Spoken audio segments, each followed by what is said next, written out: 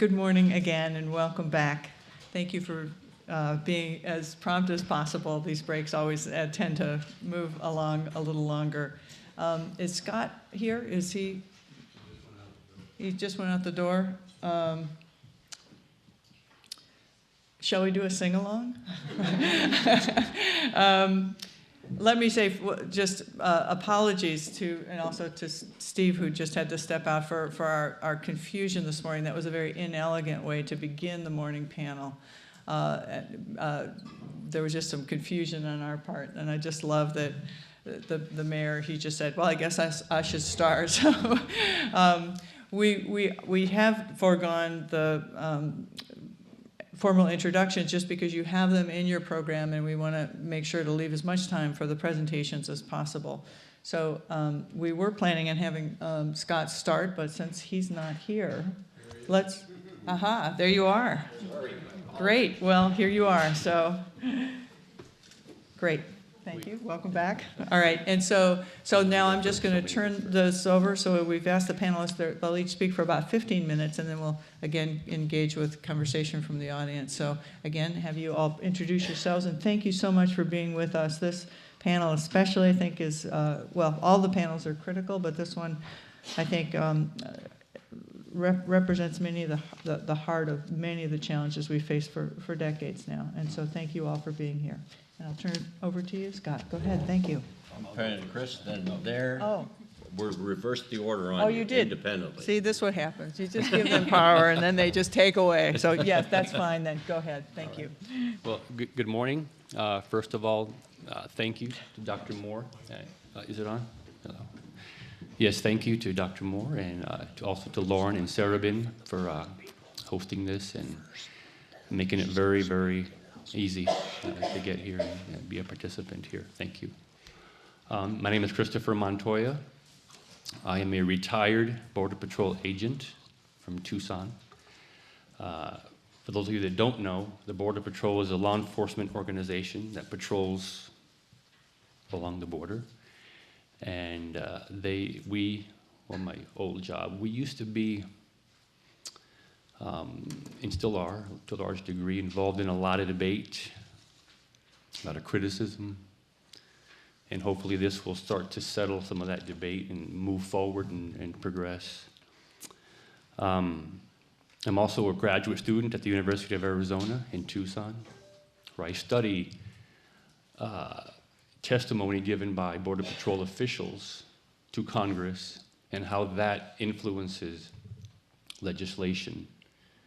And I'll get to that later on. First, I want to start with a quick story, an experience that had happened to me when I first started in the border.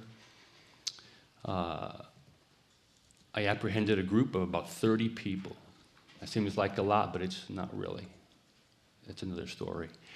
Anyway, I'm walking with this group of 30 people, and we're walking north to meet up with a transport van, which was about a mile north of the border on a deserted road. And I'm walking, and there was a girl from Mexico City. We start talking, just chatting up. And I say, well, let's go out in style. So she grabs my arm, and we start walking out together. So we're walking and talking and giggling. And then we get to where the transport van is, and the agent, who was a supervisor, looks at me and says, what the hell are you doing? These people can hurt you. So I looked at her and said, you wouldn't hurt me, would you? Of course, she giggled and we made a joke about it. So that was my idea then. That's how I sort of started thinking about migration through that particular lens of, I never quite saw a threat from migrants. Are there threats? Are there assaults on agents? Of course. It's rare, but it does happen. But for me and a lot of people, this threat narrative really has taken off, and it's taken off into a place where mythology has replaced reality. So let me begin here. Just forget about the border for the moment. as a geographical boundary, political boundary. Think of it, imagine it as an ideological collision of tectonic plates, say, as contested space between a very deep and fundamental ideas, the very nature of religion, one that is sacred versus a profane. And it's a space on the border that's simultaneously familiar and foreign, because you're there in the midst of it, in the mix, constantly, this collision. I get these ideas from Mircea Eliade, and she tells us in her book that for religious man, space is not homogeneous. He experiences interruptions, breaks in it. Some parts of space are qualitatively different from others. Some parts of this space are deemed sacred, and other parts are thought of as profane. Now, that leaves us with these two modes of being in the world, okay? Very old, fundamental ideas, the sacred versus the profane. Now, the sacred is a space, all right, where we've conceptualized inhabited territory or occupied by us, Americans, our world. Religious man thinks of his world as the center of the world. This is the center, and all around it is the outside. So the sacred is the realm that lives in constant opposition to the profane. It is the realm of order of the cosmos. It is a realm of law and order. Immigration law, to be exact, immigration law. So to these state actors to enforce these laws, it is simply known as law and order. This is the law, and I will enforce it. End of story. It's the mission to protect the sacred, which is the homeland, which is America. A very sacred mission. But here's the thing. Some will claim that this law and order, this peace, is being transgressed upon overtly by the profane. Now, the profane comes in, is everything outside, foreign, chaotic space, peopled by ghosts, demons, foreigners. Very important. It is also the unknown, a sort of other world, occupied but not occupied by us, our people, our space, the center of the world. The profane is the realm of chaos that exists in opposition to order, always. So to a border enforcer and others, to say the militia say, it represents chaotic space that threatens our world by invading us.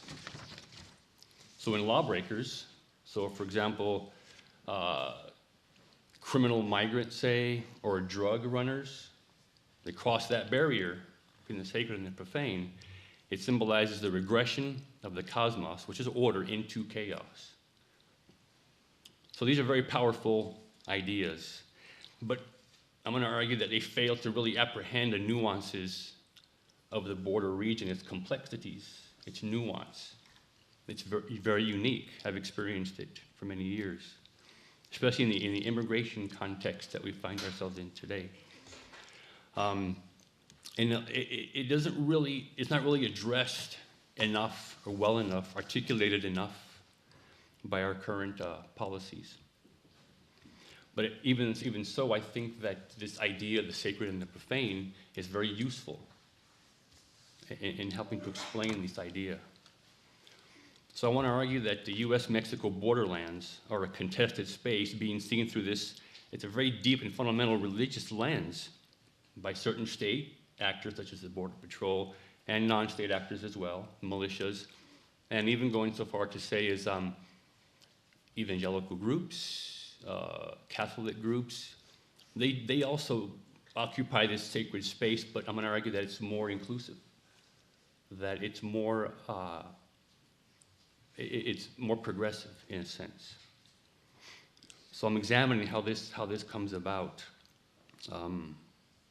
It's a very primitive lens, and it lacks refinement concerning immigrants, human migration, and criminality. And I think when state actors follow this very, very simplistic yet profoundly deep view, they fail to align with modern policing practices at the end of the day. In contrast, like I said before, to the Keno Border Initiative, the Border Action Network, no more deaths on the border, other things like that, border enforcement personnel, generally speaking, see the problem not as an all-inclusive humanitarian mission, but as a good guy versus bad guy scenario. And I want to point out some things here. This is congressional testimony given by Border Patrol Agent Brandon Judd, who is the National Border Patrol Council union, it's a union, the president gave it to the House Judiciary Committee in February of last year. Quote, "As I was in church this past Sunday, my mind was preoccupied about this hearing and my testimony.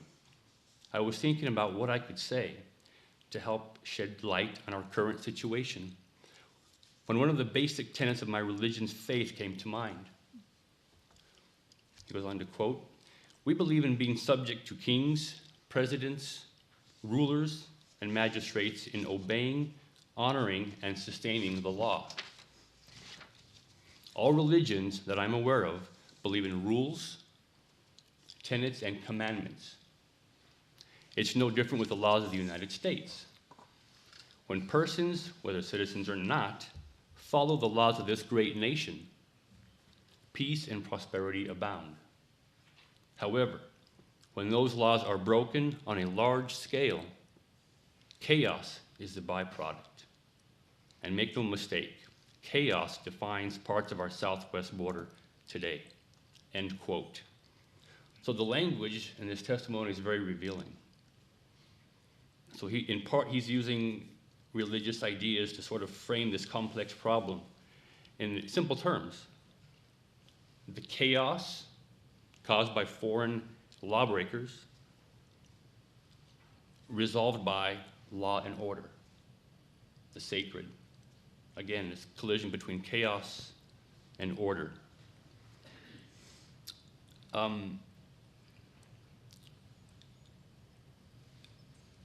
Other types of testimony are just as compelling, but are more subtle. An example is a migrant's testimony from the Keno Border Initiative report of last year. It talks of the migrants testifying, or not testifying, he's given his testimony, and he's talking about how he was arrested by a Border Patrol agent, and he claims to have been dragged and punched. During this alleged assault, the agent allegedly says to the migrant, "Can't you see this is U.S. territory?" That's what he tells him. Allegedly says, "Can't you see this is U.S. territory?" So at first glance, you might say, well, this is an expression of a sort of a nationalistic sort of a view that the agent has. But I argue it's deeper. Let's just ignore the direct violence for a bit and the structural violence of the whole situation there. And let's focus on the cultural violence of that statement and how deep it goes.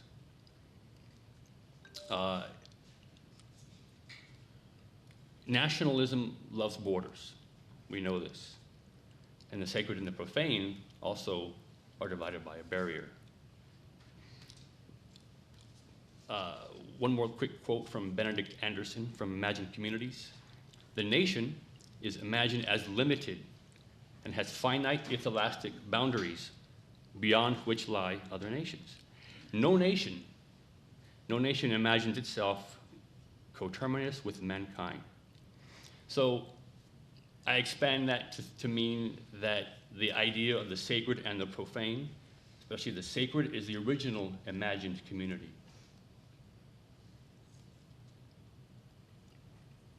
All border enforcers operate in this contested space between the sacred and the profane. To the typical agent, I would argue, everything north of the border is sacred, America, the homeland. Now, very likely most agents are Christians who act out this Christian worldview doing their jobs.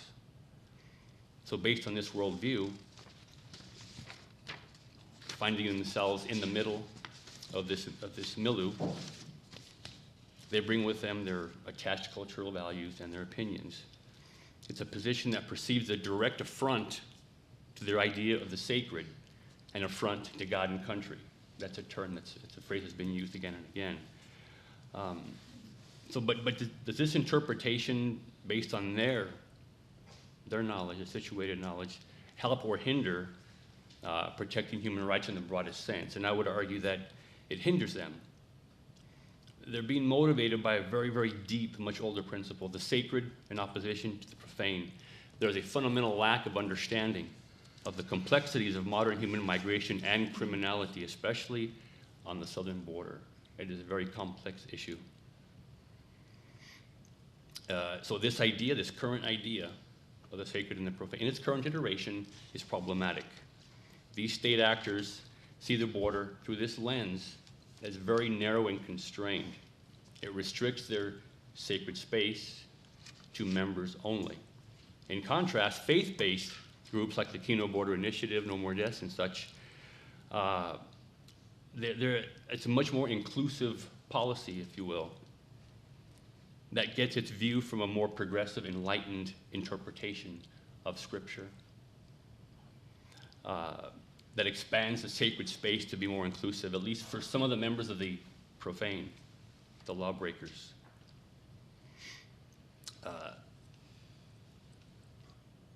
This idea of the sacred and the profane, they're deeply embedded in both views, both spiritual, both religious views, and those being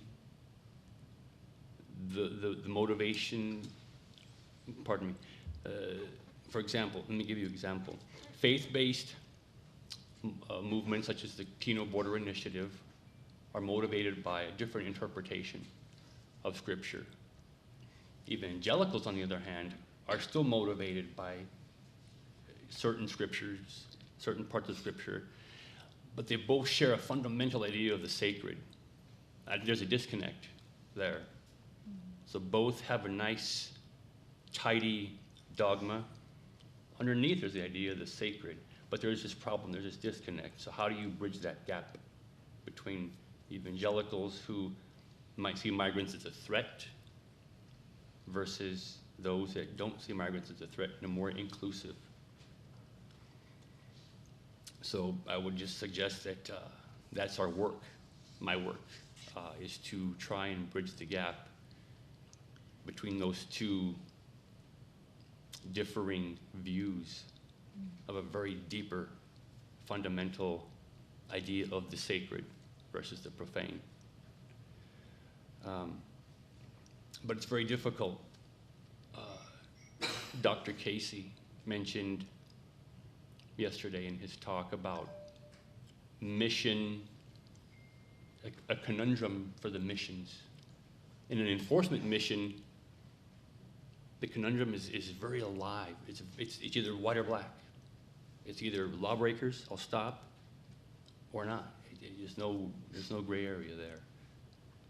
So to try and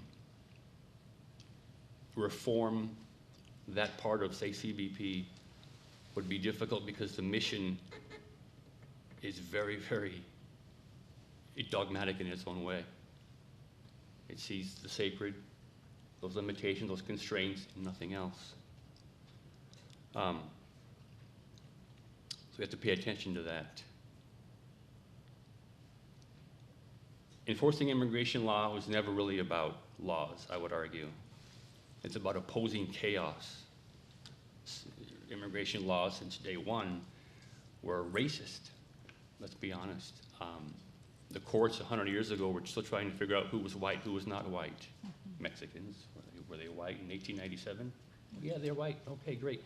So there's this, it differs from other law enforcement enterprises, I would add.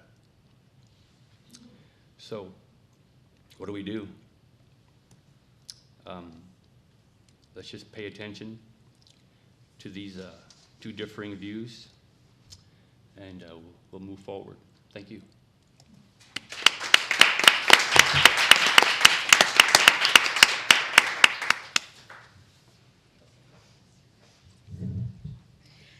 Good morning, everyone. I'm Juanita Molina, and I'm the Executive Director of both Humane Borders and Border Action Network. It's such an amazing experience to be here with you all this morning, and what I hope is that you will take us with you. I think sometimes working on the border, working on these issues, we feel very separate from other places, and there's a form of desperation and sadness and tragedy that's happening that very few people in the world really know about. And I think it's incredibly important to bring these messages and fold it into what's happening for us on a daily basis. First place with Humane Borders, we are a faith-based organization that provides humanitarian aid, which essentially means we do have a death mapping project. We try to respond to the questions of how people die, where they died, and what can we do to prevent further deaths. One of the main reasons why people die in the Tucson sector is because of a death due to dehydration and exposure. So what we do is that we put out water stations in the desert and we flag them. And we continue to hold a mirror up to our community and to acknowledge the individual death of each person who dies in our sector. We feel it's incredibly important. At this time, we're looking at almost 3,000 human remains just in the Tucson sector. That's only in the Tucson sector. Every year since 9/11, we've seen about 150 human remains recovered in the desert each year. And the incredible thing is we're not even looking for them. You know, there are thousands of missing persons reports that are filed every year, but we don't have the institutional structures that we do in other forms of law enforcement, other moments of responding. Like, say, for example, if I were to call in to say that my child was lost, I would have a physical description, they would take a police report. If I were to say that my sister was crossing in the desert and I don't know where she is, there isn't the same level of response. And also because of the criminalization of an entire population, of course, that makes the need completely invisible. And so within that invisibility, within the structures that should be responding, that reflect our morals and values and infrastructures of society, those are not communicated to undocumented people, to the people who, the family members. And that really has a tremendous impact when we think about the thousands of people, not just the thousands of people who die, but the thousands of people who mourn, the thousands of people whose lives are different because of this. And it's an important discussion to have because there is such invisibility in the desert, because of the terrain, because of some of the dynamics that Chris talked about. We see this on all levels, and that's where Border Action Network comes in, because we are also a public policy advocacy organization, and also we participate in community reconciliation. We are a systems response. Today and always, we put up a mirror to our government and to our systems and ask, why aren't you responding? What is it that you don't see in dealing with us as a community, in individual complaints, situations that come up? For me, when I think about the border, the first thing that comes to mind is a beautiful quote from Gloria Anzaldúa, who she said, "The border is a line across my body." Yeah. And that's the way that I think that many of us in the community experience this. This isn't a situation of us and them. This isn't a situation of, the people over there or Border Patrol is over here. No, I mean, we, as a Latina living in the Southwest, this is our community. We live on both sides of the line. Our identities are transnational, just inherent to our own community. And then when we look at the issue of Border Patrol, we see that in the Tucson sector alone, most Border Patrol agents are Latino or African American, mostly people of color that we're working with. So for me as a Latina, I can't say they're over there, we're over here. Many of the agents take jobs because of a lot of different issues. And for some of them, it's an economic issue. It's difficult to find work in the Southwest. If you don't have a college degree, if you have a family and you're looking for a livable wage, this is what it becomes. And then, we have agents who span an entire sort of consciousness of what's going on. And isn't it always the case that with our oppressors that we end up policing ourselves? And the oppressor creates the dynamic for that. And of course, all of this just contributes to the demonization of people of color on all lines. It's an interesting dynamic because, of course, as Chris touched on, the ongoing criminalization of economic migrants as being seen as dangerous. Drug traffickers, of course, we've heard all of this rhetoric in the media, of traffickers with, calves the size of cantaloupes and people just invading our country. And there's really nothing further than the truth. I mean, really, what we're looking at is a very broad spectrum of people who are coming across the border. As we know, most migration happens through people overstaying visas. So there's a whole layer of middle-class people who come to the United States and have a very different experience. The people that we are working with on the southwest border are the poorest of the poor, people who really genuinely have no other option than to cross the US-Mexico border. And just like any other situation in life, as we see with cancer, with AIDS, even historically with polio, people are always blamed for their own deaths. They're always blamed for their own disgrace, right? And that's no different here with migration and the rate of death that occurs in the desert. People are always saying, well, didn't they know better? As Trump has famously said, well, you knew what you signed up for, right? And so these layers of the way that people talk and the way that people are assimilating this information is incredibly problematic and dehumanizing. Many of the people who arrive to the border are unaware of what the circumstances are going to be ahead of them. I think one story that really illustrates that in our work was there was a young woman on the Mexican side, and at times we go out with the Mexican military to patrol the area and see if there's anybody that we can pick up that's wanting to turn around. And in this particular case, we were in the Pajaritos Mountains, and it's hard to imagine, but there was compacted snow coming down, very cold. And this family couldn't go on. The uncle had crossed before, he knew the conditions, and he said, we're not gonna risk this, and he had his 16-year-old niece. The reason they were coming to the United States is because her mother was dying. She was end stage. And so we get in the truck at the moment they decided, we're gonna go back, we can't go on. And the poor girl, crying. And she had the most beautiful eye makeup on. And so making conversation, trying to, de-escalate everything, I said, gosh, you look so beautiful, And she said, well, because I thought I'd see my mother today. And her mother was in Chicago. She had gotten up early that morning to put on her makeup so that she would look beautiful for her mother.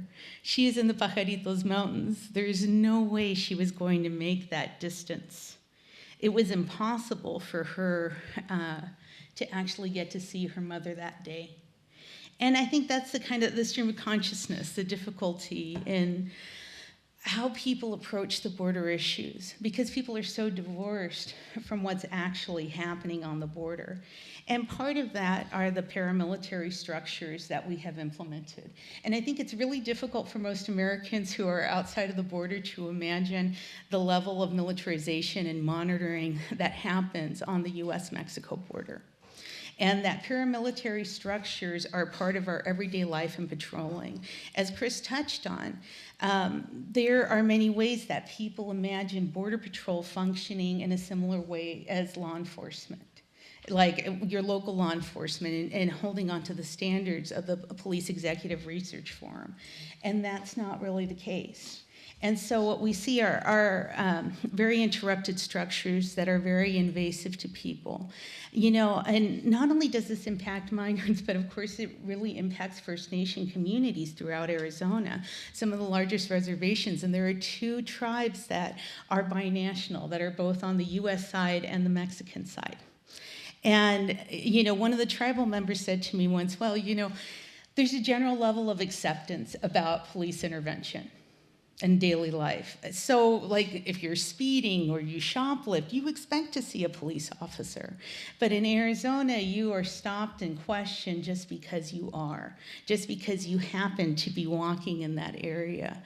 And that's where, you know, for the lack of freedom of movement, the difficulty, the challenges, and the criminalization of our presence as people of color. I'm a U.S. citizen. I was born here. And, you know, there are periods of time where I've constantly been stopped. You know, officers flat out saying, you know, do you have guns in your car? Do you have drugs in your car? I was doing hospice work, and I live in a rural part of southern Arizona. And I was coming back late at night, and an officer stopped me and said, well, decent people don't drive this road at night, so I'm going to find out what's wrong with you. And again, you know, it's a very challenging environment of what we see. Grief is a very polarizing emotion, and so we see a great deal of mistrust among all parties. And that becomes some of our challenges because we try to reconcile the community as best we can. You know, to state the obvious, all institutions are comprised of people. And so when it comes to Border Patrol, as much as I would love to have a removed relationship and just a hypercritical relationship without any substance, the reality is that I'm sending senior citizens out into the desert every day to put out water in the desert. The reality is that we find migrants who are in dire straits, where they need to be medically transported or are in locations that we can't physically get there. So essentially, until I get a Black Hawk helicopter and have the ability to propel myself into a canyon, I will have to continue to have some kind of a relationship with law enforcement. And, you know, part of what I wanted to touch on that is that, you know, I think the best way to kind of describe this is, you know, the Mayans talked about that there was no tangible reality, that we all lived in our own dream. And I feel like I've learned so much from my elders, from other people, who, you know, First Nation communities that have talked to me about medicine circles and how to approach difficult communication. And so when it comes to talking to Border Patrol, when it comes to trying to create relationships, I look at it as the dream, because their dream is very different than my dream. What I see are economic migrants, refugees, people that we are missing an opportunity by not housing, by not welcoming into our borders, by not listening to their narratives. And for them, they see a constant state of fear, that we are under siege, that we are under attack by people coming across our borders on every level. Even though it's not necessarily rational or logical, we hear a lot about Middle Eastern terrorists coming across the US-Mexico border, but yet there's no tangible evidence of that. You know, it has happened in the northern border. You know, I mean, there they have some logical base to it. But instead of, you know, trying to convince them otherwise, we try to find common values and work from there. I found in working in social change movements for many years, sometimes I felt like a car salesman, especially in domestic abuse, where you sit down and you're trying to get somebody out of a violent situation, and it's almost like, okay, what do I need to tell you so that you will sign on and leave your husband today? You know, and the reality is that we cannot do that. These conversations, the people's self-perceptions of their world is not that simple. We have to continuously have dialogue. We have to let the space fill up with what their concerns are if we're to have them listen to any of our concerns. And, you know, I think what we look at it is almost a form of spiritual practice. When I approach people and try to have these community forums and discussions, we try to include everybody's reality. Sometimes the most effective things we could do, because we had that same kind of car salesman approach to Border Patrol when we first started as an organization. And Sister Elizabeth Orman was one of our founders, and she was a Franciscan nun who went in to meet with Sector Chief Aguilar, who was now moved up in the ranks. and described the project. And Aguilar's response was, I will be the first one to handcuff you for what you are doing. What you are doing is unlawful. And these are things that I hear over and over again from Border Patrol agents is, you are killing us. You are facilitating criminal syndicates from coming through this area. And, through the time, and really, to be honest with you, just out of frustration, we'd meet with them, they'd say rude things to us, we'd leave, we'd be annoyed all day. And it just kind of came to a point where a lot of our members were just saying, why do we even try to meet with Border Patrol? So we had a new chief. They set up a meeting, and that's where we just went ahead and just embraced the topic. Instead of trying to get them to understand our point of view, I just sat there and let that go and just let them express themselves.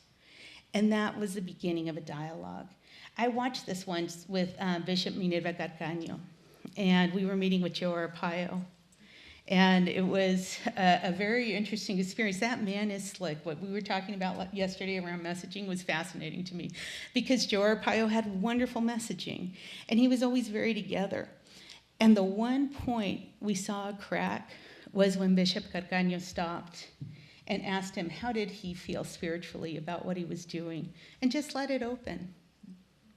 Not trying to push anything, not trying to prompt out, are you bad? Are you a horrible person? Can you tell us more about being a horrible person? She just let the space lie. And, to just kind of sum it all up, I think that, when we're looking at our policies, we're looking at the deaths, we're looking at the daily humiliations that we go through. Many times military communities talk about freedom isn't free, right?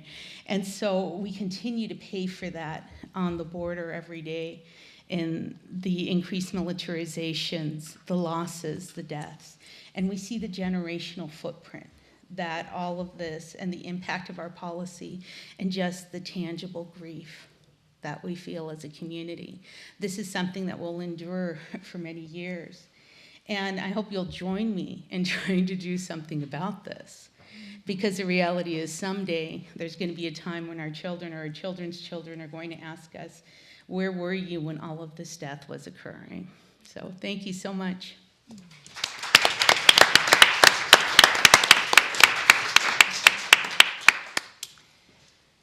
Thank you so much. It's an honor to be here today and to be here with my panelists.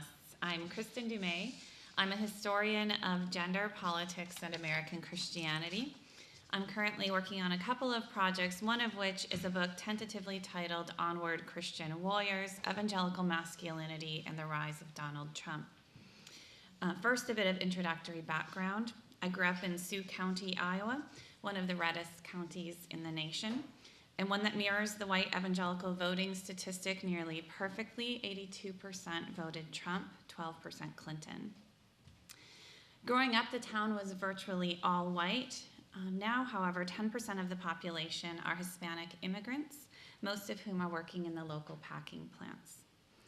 I teach at Calvin College, a college of the Christian Reformed Church, a denomination that, while increasingly influenced by evangelicalism, also draws on a historically reformed tradition, a tradition that inspires social justice activism, as well as ethnocentric isolationism and cultural conservatism.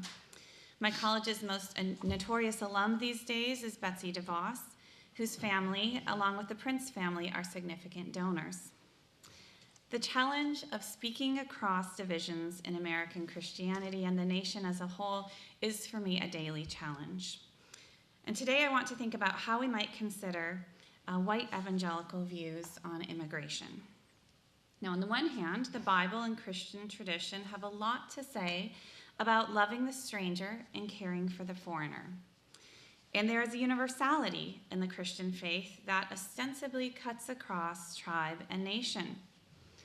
All of which is to say that a strong Christian case can be made for a radical hospitality, permeable borders, and a compassionate approach to immigration. And yet, white evangelicals, those who purportedly hold the Bible in highest regard, have been more opposed to immigration reform and have more negative views about immigrants than any other religious demographic. This despite advocacy of many evangelical organizations and leaders. The truth is, the Bible appears to hold little sway when it comes to immigration. A 2015 poll found that 90% of all evangelicals say that the scripture has no impact on their views toward immigration reform. Rather than basing their views on scripture, white evangelicals are acting out of a powerful, cohesive worldview, an ideology that is at the heart of their religious and political identity, an ideology influenced by conservative media sources, but one that is also deeply rooted in their own faith tradition.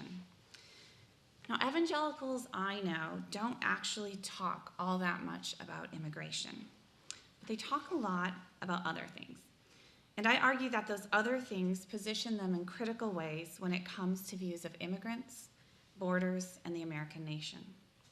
My own research on masculinity focuses on one facet of the evangelical worldview, but a foundational one. In many ways, gender provides the glue that holds together their larger ideological framework. For years, I've been tracing evangelicals' embrace of a particularly militaristic construction of masculinity, which goes hand in hand with visions of the nation as vulnerable and in need of defense. Now, first, let me share some of my methodological influences. I draw on the work of Melanie McAllister on the role of culture in influencing political orientations and the centrality of religion in this process. As McAllister puts it, religion has returned to the center of the explicit and implicit geographies that structure daily life. I also draw on feminist scholar Cynthia Enloe, who links masculinity and militarism. Militarism, she reminds us, is never natural or monolithic, and it cannot survive without constant tending, coaxing, and manipulating. Enloe demonstrates convincingly how constructions of masculinity are central to this process. And then I bring Enloe together with Andrew Bacevich and his work on American militarism, particularly his claim that American militarism of the scope and scale that we see is unimaginable without the support of evangelicals. Now, I'm a historian, so I began my study back in the 1950s. I could actually go back much further, but I have to restrain myself. So I start with in the 1950s because I think this is a critical decade. It's there that we see gender closely linked to the security of the American nation. Now, the context then was the Cold War. Communists threatened the nation and the family. They were anti-God, anti-American, anti-family.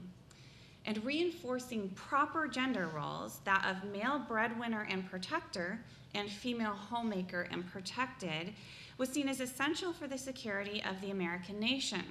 Now, evangelicals and fundamentalists at this time embraced and promoted Cold War politics, people like Billy Graham and Billy James Hargis. They did so for a variety of reasons, one of which is they really embraced this kind of stark good versus evil, and America was, of course, good.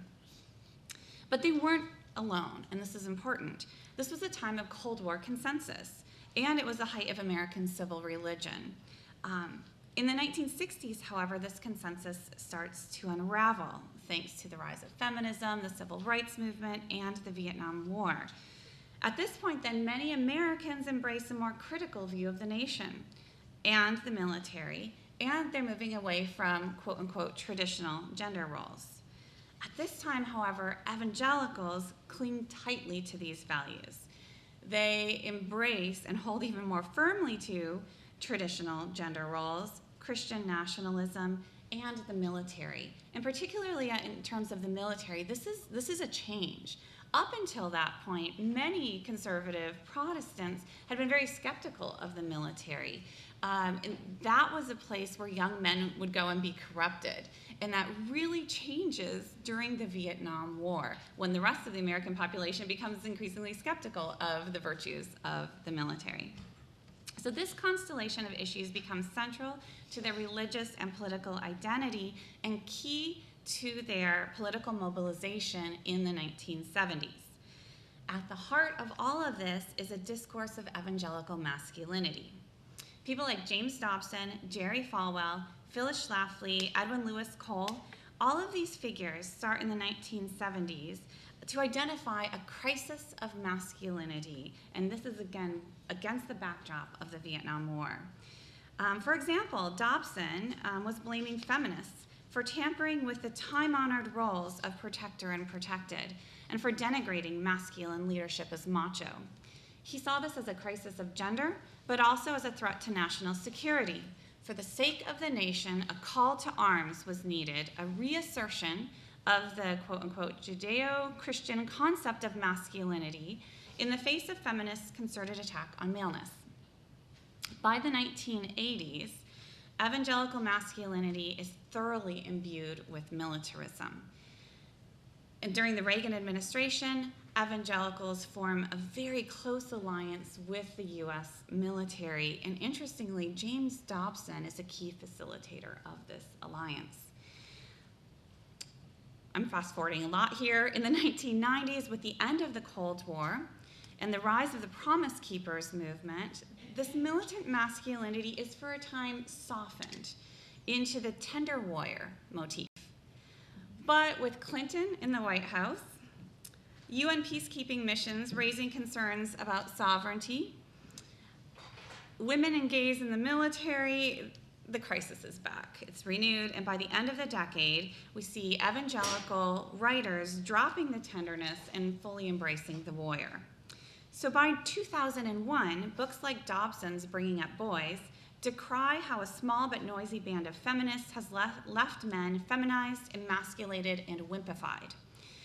Doug Wilson's Future Men insists that boys must be raised to be warriors, to embrace dominion. Young boys should obviously be trained in the use of real firearms. Wilson, in fact, called for a theology of fist fighting. Most significantly, John Eldridge's wildly popular Wild at Heart insisted that masculinity was thoroughly militaristic. A crisis in masculinity pervaded both church and society because a warrior culture no longer existed. Man was made to image God, a warrior God. Aggression was part of the masculine design. Attempts to pacify men only emasculated them. If you want a safer, quieter animal, there's an easy solution: castrate him. Yes, a man is a dangerous thing, but the very strength that made men dangerous also made them heroes. Now, only months after Wild at Heart debuted, terrorists struck the United States. Almost overnight, Eldridge's call for manly heroes developed a deep and widespread cultural resonance. Evangelicals, many of whom had never strayed from Cold War gender constructions, stood at the ready to address these new conditions. For them, it was an almost effortless switch from a communist to an Islamic threat. When those two planes hit the Twin Towers on September 11, as one of the writers put it, what we suddenly needed were masculine men. Feminized men don't walk into burning buildings, but masculine men do, and that is why God created men to be masculine. Dobson, too, connected the dots, suddenly characterizing Islamic fundamentalism as one of the most serious threats to American families. The security of our homeland and the welfare of our children are, after all, family values, he said. So why does any of this matter? First of all, these books and many, many others, dozens of these, they sold millions of copies. Wild at Heart alone sold over 4 million copies. And it's not just that people are buying these books, but it's how they're reading these books. These books are being consumed in devotional contexts. Together in small group Bible studies, pastors are recommending them. They're being read in community as truth about how the way things are and the way things ought to be. So if McAllister, Enlow, and Bacevich are right, we should be attentive to the sources within evangelicalism that create and sustain militarism. Because remember, Christian faith can also inspire pacifism and models of masculinity that celebrate restraint, dignity, and gentleness. Yet we know that traditionalist evangelicals are more likely than other Americans to approve of U.S. engagement in preemptive war, favor defense spending, disavow multilateral engagements, hold anti-Islamic views, support military action against terrorism, and condone the use of torture. And of course, have negative views of immigrants and immigration reform. More to the point, how precisely does this militarized evangelical masculinity affect immigration? As our case study asserts, religion, though often unacknowledged, is deeply embedded in how Americans imagine the border. From the Cold War to the present, evangelicals have perceived the American nation as extremely vulnerable. Strong, aggressive, militant men must defend her. The border is this line of defense, and many evangelicals do see the border as a site of profound danger and chaos. The key threat right now is Islamic terrorism, and immigrants and refugees are linked to terrorism in the minds of evangelicals. And folks on the ground, activists, educators I've talked to said this has really spiked again under Trump. It was subsiding under Obama, and now they cannot talk about immigration without addressing fears of terrorism. Race is also a factor here. For evangelicals, this aggressive militant masculinity is a racialized masculinity. Black men, Middle Eastern men, Hispanic men are not part of this. Their aggression is dangerous and in a bad way. It's worth noting that this view of aggressive, testosterone-fueled masculinity also rejects political correctness, and so racist stereotypes are condoned in this way as well. A theory that I have in terms of what's happening here, social class comes into play here. In this discourse of masculinity, it forges a kind of cross-class bond across economic differences for white men. Since the 1960s, we also see a dogged commitment to law and order, and that comes out of the 1960s. Military and law enforcement are elevated and sanctified. They are the ideal men. They can do no wrong. Given all of this, many evangelicals have concluded that we need strong men and a strong man, Donald Trump. Trump's character flaws aren't the stumbling block we'd expect them to be. Boys will be boys. In the words of Robert Jeffress, the Reverend Robert Jeffress, I want the meanest, toughest son of a you-know-what I can find in that role, and I think that's where many evangelicals are. So evangelicals like to claim that the Bible is central to their identities and social and political commitments, and many scholars continue to define evangelicals in terms of their doctrinal commitments. But I think that misses the bigger picture. Evangelicalism is a historical and cultural movement. For activists who want to change evangelical views on immigration, quoting scripture will not have much impact unless they find ways to disrupt this larger constellation of commitments. So in conclusion, how can religious literacy help us speak across this divide? There are some short-sighted approaches. We could speak in their language. Keeping families together really resonates with evangelicals. Focusing on innocent victims. They're here through no fault of their own. But the evangelical activists that I've spoken to really push back against this, realizing that that's very short-sighted and it ends up actually affirming these structures. Stories are effective, personal connections, but evangelicals have a strong streak of individualism, a tendency to see exceptional individual cases, this one's a good immigrant, and to refuse to see the larger systems. The bigger, more important question, I think, is how can religious literacy help us reshape contingent cultural norms to more effectively pursue peace and justice? And here, to be honest, I'm not optimistic. It's incredibly difficult to disrupt a cohesive worldview of this sort, particularly one that is inherently suspicious of opposing views, that embraces a victimization narrative along with a moral exceptionalism. Also one that is backed by billions of dollars, a spiritual industrial complex, and one that has direct and exclusive avenues of communication to tens of millions of consumers. So I have some ideas on where we might start, what sorts of things we might fund. I'm out of time, and so I'd be happy to continue this conversation afterwards through discussion or on a personal level as well. Thank you. Thank you. Thank you.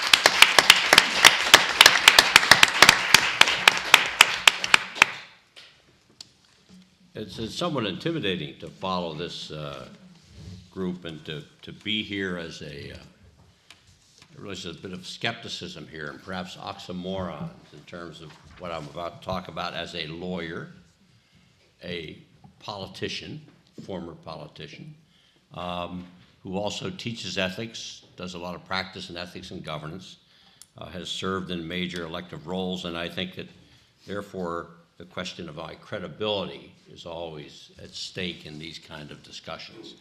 But let me just try to begin here with some observations. I've been asked to do something that, for me, in spite of the mentorship of Judy Beals, my former Assistant Attorney General, independent of what the role she now plays, which is to try to give you the perspective that I can of what perhaps an Attorney General in Arizona, New Mexico, a law enforcer or lawyer playing in these roles might try to do to deal with this issue, what they might see. Now, you're hearing from people who are on the ground, and that perspective is very important to remember, but I never quite had this problem because in my time in Massachusetts as district attorney, as attorney general, there were major issues. There were issues of how do we deal with the Cambodian community, Vietnamese communities, civil rights issues, the core racism, which we're even going to hear more about now over the next few days with the Boston Globe series on racism. We've been here. Many of the comments that are made here were made earlier in the other panel about the looking at communities that are deemed different, whether they're African American here, whether they were Asian American in different times, the various statutes that were created, hate crime statutes, civil rights statutes, were aimed in some degree to try to protect those individuals. So we've been there to some extent. We have not been on the Arizona-Mexican border, but it's not a totally foreign concept to us about how to deal with this or think about this in terms of law and law enforcement. I also think about it in the sense of somebody who comes from a background that has been heavily influenced by my father, who was the professor of religious studies at Penn State, a member of the Church of the Brethren, for one of the first, along with the Quakers, pacifist groups, who in fact was, as a conscientious objector, was in charge of the repatriation of German prisoners of war and displaced persons under the Red Cross, International Red Cross, following World War II. And the mentorship of a person many people here know, Preston Williams. Dr. Williams was, aside from his wife being my babysitter in central Pennsylvania, was the first African-American hired as a vice chaplain at a state university. But his work on Martin Luther King, on any number of other issues about Reinhold Niebuhr and others, of course, you may not know about it, but it heavily influenced probably who I am. And I've often sort of said it would be very hard for me not to have a set of values. Whether I live them every day or not is another question, but a set of values very deeply embedded.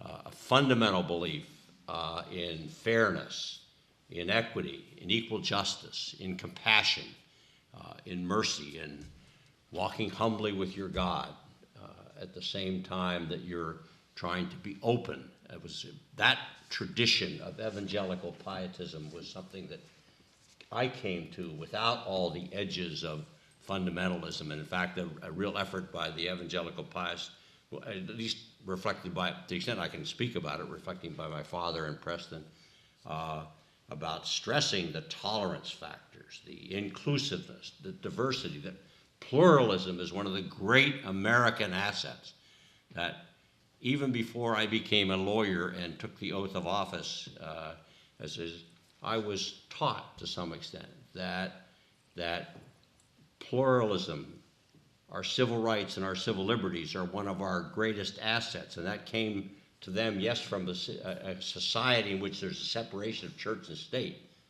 but which, in I suppose my father's view, in opposing and supporting the prayer in schools decision in the early 60s, he and Preston would say, yes, they wanted to get the devotional aspect out of schools, but they did not intend to take the study of religion out of our civic education process. And if you look at de Tocqueville and the early civil society, it talks about not just the local associations, it's the association of churches, of people getting used to the idea that as citizens, We participate, not always in political process, but in civic associations. And so that's where I sort of come from. And I just, the segue here is, when I left Harvard College, I spent a year at Union Theological Seminary, working in East Harlem with Mel Schoonover as part of the East Harlem Protestant Parish, and found it to be a very moving experience, obviously, but then ended up at Harvard Law School. And part of it was because my father believed that in the 60s and later, the law would come to be the defining vehicle of our social, moral, educational issues, that the law would be central to all of those. And in many respects, he thought of being a lawyer, probably indirectly saying as focusing on social justice, would be what for the ministry had been for him. Coming out of the Depression in central Pennsylvania, the first in his family to go to college, it had been his way to explore the world and to reach out and to try to make a difference in the quality of people's lives. So for me, going to law school and learning about the Constitution, learning that we are a government of laws and not men, that we have a constitutional democracy, and the broad concepts set forth in those documents, in spite of its 3/5 citizen background, in fact, talk all the time about equality, about fairness, about due process, about inclusiveness, about diversity. Just the very quotes that Diane read at the beginning. A common theme of all of them was, yes, separate church from state, but you're not taking religion out of the culture.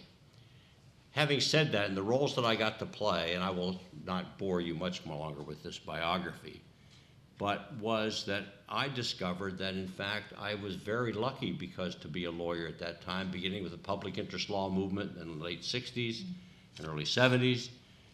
In my lifetime, the law has come to be involved with and play a major successful role in many respects in terms of beginning, whether it was with, Ralph Nader with the consumer movement, the environmental movement beginning in the early 70s, women's rights that we talked about at that time. So when I came into office, and when running for office at the time, being appointed, I also came out of a time when government was highly suspect. This was the era of Richard Nixon, of Watergate, of government being the enemy, of cynicism about it. Vietnam War had happened, the civil rights movement had happened, my heroes had been assassinated, John Kennedy, Martin Luther King, Robert Kennedy. Government was not, but the question was, could you utilize the core principles and values of the legal profession and the Constitution and laws to reform government, to make government a vehicle that, among many other things, upheld the law, yes, but also was a vehicle always on behalf of those who without you had no one. That it was your role and the opportunity as a lawyer to combine my personal values with my professional skills by trying to make a difference in the quality of people's lives every day by representing the poor, the powerless, the vulnerable, or causes related thereto. Now, the relevance of this to what I would like to discuss in a minute is that the way it was successful was, yes, it was partly taking the profession and the values and believing them. What Joe Curtatone referred to, what others are referring to, is how do you change the narrative here? How do you get the narrative? I guess Byron Stevenson has been talking about that a great deal in terms of the criminalization and our corrections system. How do you change the narrative here to one of how do you use the vehicles of government, of the values of this society to achieve these purposes rather than to simply uphold law and order? What does that mean in a society of this type? It does mean there always will be tensions. And one of the things I remember in our police training, and Judy may well, I don't mean to speak to Judy, but Judy may remember in our police training or our working, it was to try to stress to the police that we understand that this is in a constitutional democracy. This is a real tension. We ask you on the one hand to protect us, public safety, security, But at the same time, you have to protect our civil rights and civil liberties as well. That we do have a government and a legal system that expects us to prove people guilty beyond a reasonable doubt using legal methods to achieve that. And so how do you do that? You try to teach and train lawyers, police officers, and others how to do that in the best possible practices. It's not rocket science. It's simply saying to lawyers, if you're going to, whoever you represent, poor, powerless, or others, you have to provide competent, zealous, diligent representation. You have to look for their best interest. And so you can attract, obviously, outstanding people to work with you to do that. Now, I give that because one of the things that rarely, if ever, came up in our discussions, other than when we were dealing with issues relating to religion, the issue of Operation Rescue here in Massachusetts many years ago, the challenges to Planned Parenthood and to the issues relating to the gay and lesbian community or the Cambodian, or you had to understand the culture in which that was operating, that you had to deal with that. And the training that went with it with police was, and I guess this is a pretty crass statement, but one crass statement at least, is there was a point in police training following the Boston school desegregation cases and the training and the leadership that came into these departments, which was, you may be a racist, you may be a chauvinist, you may be the zealot, but as a police officer, you are a professional. And you have a responsibility to treat people with dignity, because that's the best way to police. That is what a professional does. Rises to some extent above his or her prejudices. Now, what did that take to do that? This is a very shorthand analysis for all of you that are leadership experts. Leadership. The key is, what's the tone at the top here? What is being established? And this is why, to some extent, we have seen for a long time some of the major reforms in urban police departments. Yes, there's some serious retrenchment occurring, but on the other hand, you saw police departments often being way ahead of other parts of society in terms of dealing with urban communities. And why? In part because the community involved, the people that are victims of crime, are usually poor people, people of color, people who are different and powerless and vulnerable. So the effective enforcement was viewed to some extent as a major civil rights issue, as a right to have that. Now, how do we get so we get here? And I guess what I would say is the challenge that exists is, if I am the Attorney General of Arizona, I've been sworn to uphold the law and take an oath of office. And part of that office includes, I have responsibility for border enforcement. I have responsibility for dealing with drug trafficking, with smuggling, with all kinds of other kinds of issues that I didn't make it up. I didn't devise those. That's what the laws are, and we're trying to work within that. What it also, though, allows you to do, and I think that this was a choice I had to make personally, was one of the questions was, could I ever, if Massachusetts had ever had it, having taken an oath of office to uphold the law and the Constitution, could I actually impose a death penalty? Since I personally opposed it, the Church of the Brethren had opposed it, my parents had opposed it, and I had enough good reasons from my own observation about, as a prosecutor, and it's not often an accident that many prosecutors were one of the few people who actually opposed the death penalty, because it doesn't get drugs out of the street, it doesn't solve domestic violence, it doesn't deal with 99% of the crimes that people commit. So and you can make mistakes, and has discriminatory aspects and those kind of things. But on the other side, that was something, as one of my friend, the Attorney General of North Carolina, said, you could never win in North Carolina because you oppose the death penalty as a symbolic matter. So here you come and you say, how do you deal with this?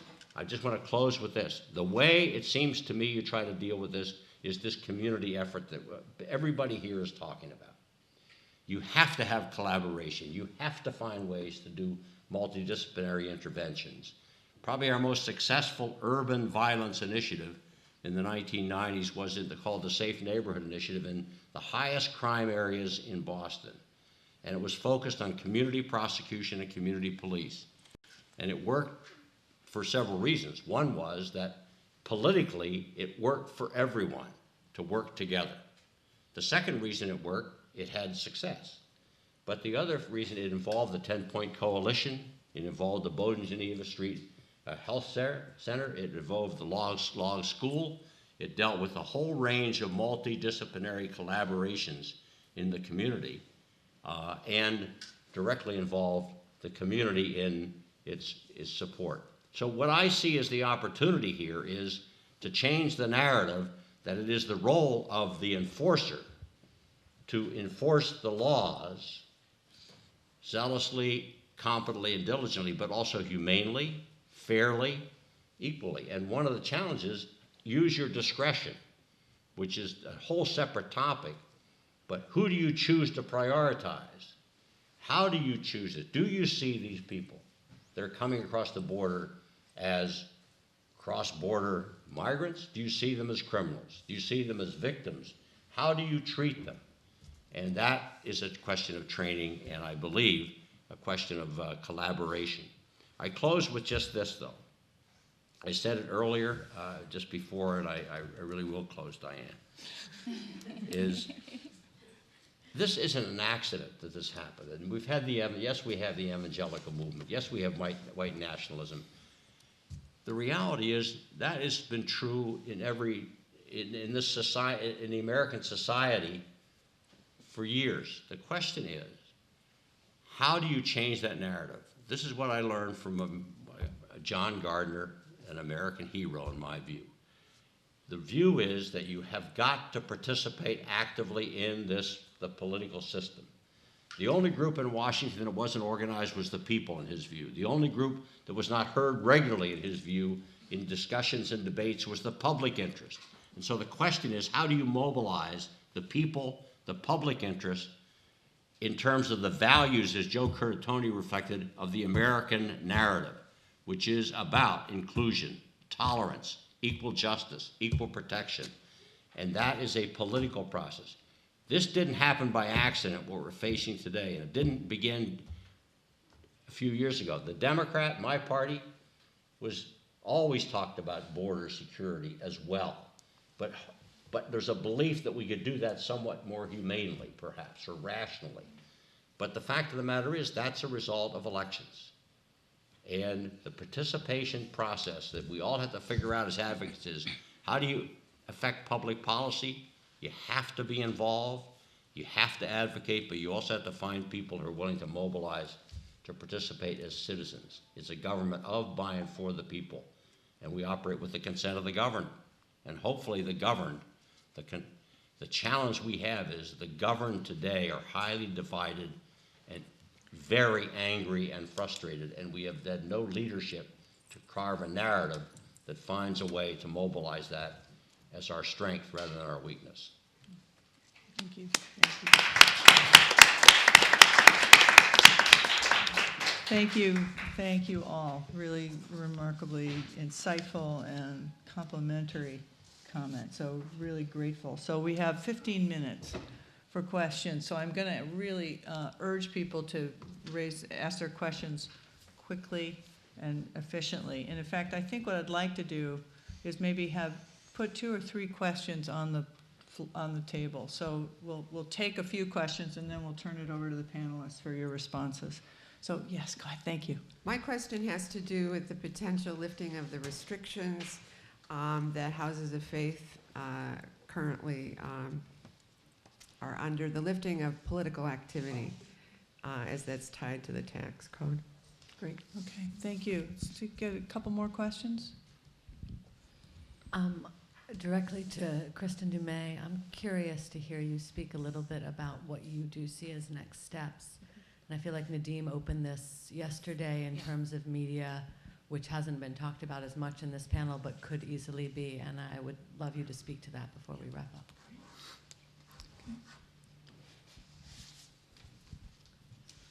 I'm very affected by this idea of changing the narrative, particularly, I guess, coming from Europe, where I do think we have a different approach in terms of what you were talking about, Juanita, about actually saving refugees and migrants, which I think there's a general understanding that we need to do that in terms of rescuing people at sea and that kind of thing. We then make a huge mess of what happens next, but at least that's a start. And I just wondered what the role of the media you think could be in this, or not so much what the role is, but how you change, or if you even believe it's possible to change the media, which has a huge impact on this narrative. Great, we'll take one, thank you. One more question from Jack, go ahead. And I'll just piggyback on that. In terms of, I know that evangelical leaders have actually advocated for, immigration reform, et cetera, but I'm curious as to why that hasn't necessarily trickled down to the average evangelical.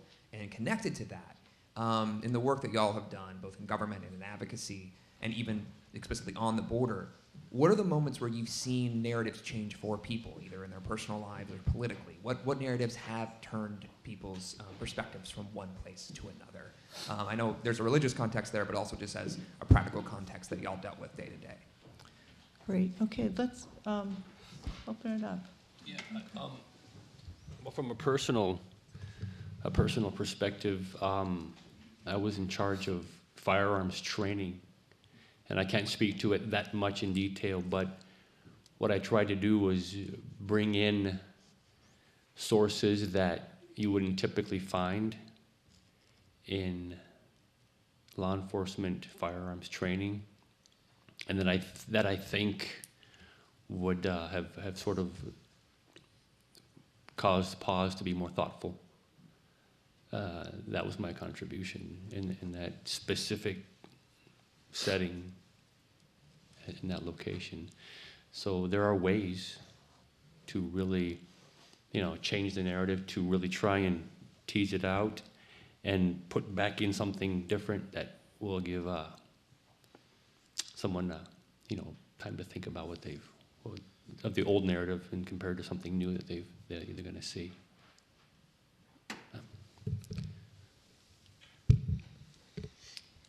Just briefly, I think that really some of the techniques that we've used around community reconciliation have been incredibly helpful in helping to change the narrative, especially with law enforcement. This is particularly difficult in Arizona because there is such a legacy of human rights violations and really sitting down with law enforcement agencies, including Border Patrol, and asking them to be more accountable and moving forward with different policies. For example, with the Missing in Arizona project, Maricopa County, obviously under Sheriff Arpaio's leadership, was a completely different thing. And now we have a different sheriff. And we had a Missing in Arizona event where an undocumented woman had disappeared, and her daughter, who was documented, was coming back 20 years later because nothing had happened with their mother's case. So what we all decided within the law enforcement agencies is that people would be open and transparent as to what happened. So in that particular case, the perpetrator, the main suspect, closed the case himself. He called law enforcement and said, she's fine, she's in Mexico. Close the case. And they did. And so now, instead of trying to obscure that, instead of trying to play out anything, the officer sat there and told her the truth. And that's piece by piece, changing that, the hearts and minds, that helped to change the narrative for that family, and it helped to change the narrative for that law enforcement agency as well. All right, so I kind of have comments on all the questions, so I'll try to, because I see many of them as related, but I'll speak a bit. So where have I seen, in terms of evangelicalism, the narrative changing? I see it in terms of a younger generation, much more receptive to questioning the doctrines they've inherited and this kind of cultural construct. So, and I work with students, but also I'm a historian, so historical bias here. I have found that when I speak on these issues, simply demonstrating, not starting with this is wrong, but saying, where did this come from? What forces came together? Because evangelicals have such a strong sense of kind of God ordained, and not a strong sense of the historical construction of ideas, or how notions that seem God ordained have actually are situated historically and culturally. And if I can demonstrate that, then there's a lot more openness to asking why, and what are alternatives, and what are the implications. And so I see some hope there. However, to build on what Nadim was saying, I'm as a person of faith myself who moves in and out of the evangelical community, we are under-resourced.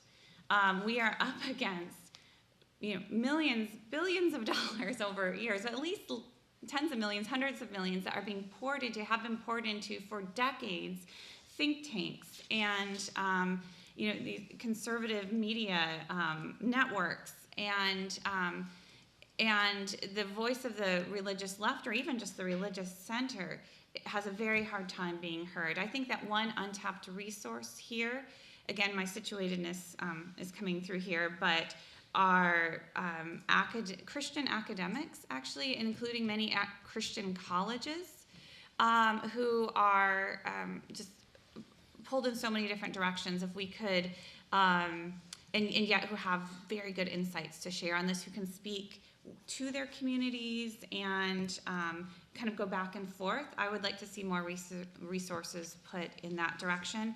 But then there's the popular literature, publishing houses. And I mean, we've seen in cases of Rachel Held Evans, Jen Hatmaker, and that, so this is getting back to the evangelical leaders question, Russell Moore.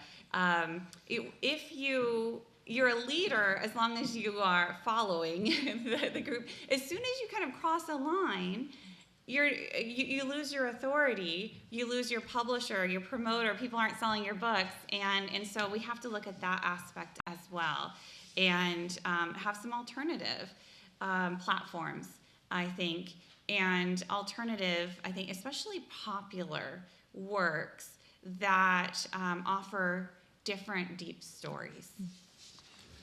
Just real quickly, I just refer some people to the sermon that Jonathan Walton gave last Sunday at Memorial Church. So I've benefited from Peter Gomes and Jonathan Walton as wonderful speakers, but is stay woke, which is the keep awake, and making the reference, which I know everybody's beginning to make, but between 85 years ago, the dedication of Memorial Church to the fallen Harvard alums in the Great War, the war to end all wars. And 2 months later, in January 1933, Adolf Hitler became chancellor in Germany and began his attack, first of all, in the first part was making Germany great again. The second part reference was the attack on the media and the claim that the media was fake news. And the third was, interestingly, a point that Sean, I think, has made to me earlier, was the stripping of the civil service bureaucracy. Now, in that case, it was taking the Jewish members out, but it was a gradual stripping. And the part of me that is of concern here has been that what we've seen over a long period of time is the diminution of government as seen as a positive vehicle. Government is the enemy. Government is the problem, not part of the solution. And at least my generation grew up with the idea of the reverse of that. Yes, it had its flaws, but whether you're Republicans or Democrat, maybe smaller government, maybe bigger government, but government was the noble way, the vehicle. That's sort of just one thing to raise the political question. The political activity one is one, interestingly, the evangelicals have abandoned. They come and get us. I mean, and there's a certain amount that the urban church has done, which is, the great thing for any political candidate is if you're on your toes, the last 3 weeks of the election cycle, you show up in every church in any urban area, particularly Roxbury, Mattapan, Dorchester, and that's where you get your votes and that kind of thing. But I think that secondly, the political activity is actually, that does not eliminate advocacy, for one thing.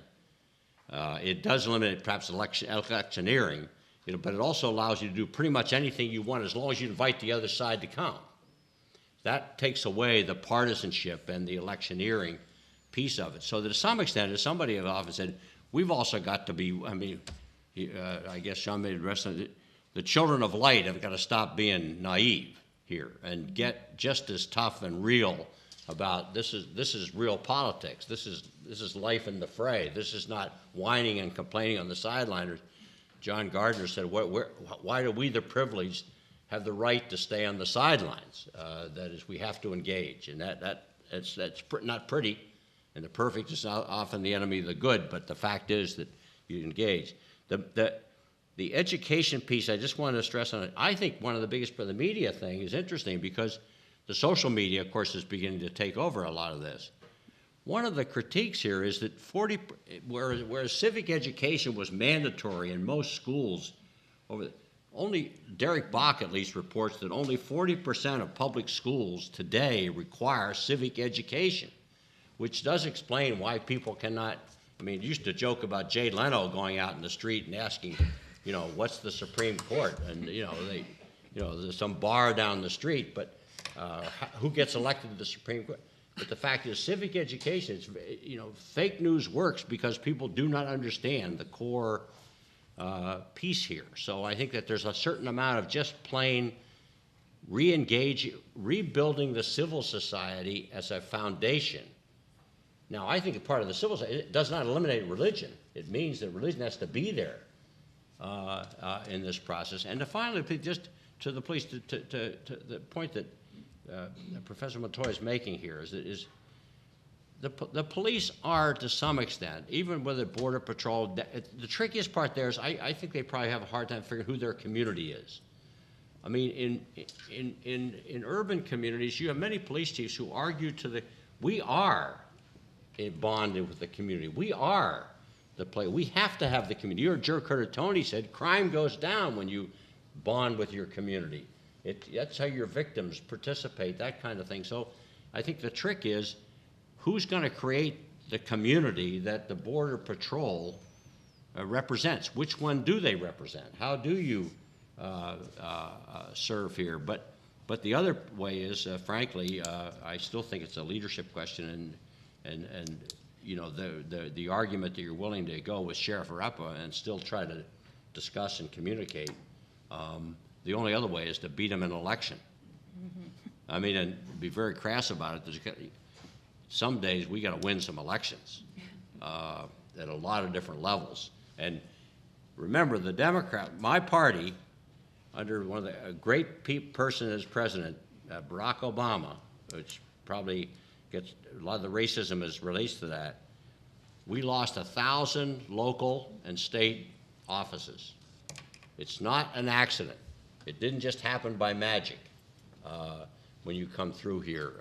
And local and when we run a national election, we're running essentially a 15,000 elections. There is no such thing as a national election. It's run at the county, local, and state levels.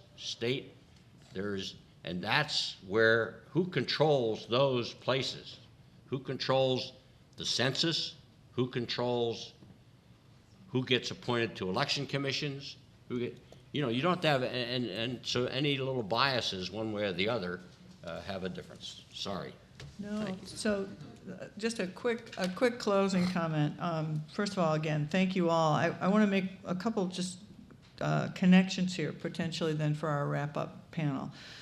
So earlier, Erica talked about neoliberalism, and she talked about this move to privatization, and that combines very deeply with a critique of government and a suspicion of government, and the move to privatize what used to be a fundamental understanding of public services and the importance of government to protect those public services. So that's a relationship. It's not unrelated to the fact that in schools we don't have civics, because schools have shifted from democratically minded understanding of education for participation in civic democracy to a more marketized understanding of skill-based capacities for future job success. So these are not unrelated. And just to close with the notion of changing the narrative, I love, Kristin, your comment about the history is really critical, because these moments of cultural absolutism and the binaries that we hear very much represented, the clear binaries that I'll speak a little bit more about later. But we don't know, and people don't often realize that these are not inevitable. They seem inevitable. They seem so deeply rooted. But the history of evangelicalism alone invites a whole other understanding. So for people of goodwill who are interested to realize that this notion of evangelicalism is not the only way to think about one's religion, to recognize complexity, to recognize that there are other viewpoints, and in my experience, bringing that to fore, inviting people into that complexity itself can be a profoundly transforming experience. Because again, if we don't, and the demonization of the other never allows us to do this. And then finally, we're referencing this, but I'm assuming you're referencing One Way Dark Money, which is a story of the way that money has been used very explicitly, very intentionally, very in a very sinister way to affect these changes for decades. And so I'll just close here by saying I hope that we and the people who are concerned with that won't choose to go that route, because the manipulation of what that represents, I think, is itself morally abhorrent. It's the transparency, it's the open engagement of difference that I think we need to be promoting, the consciousness of those differences, and diversity within religious communities has everything to do centrally with this opportunity. So thank you for giving me the chair's moment of closure here. Can we please join to thank this remarkable panel? Thank you.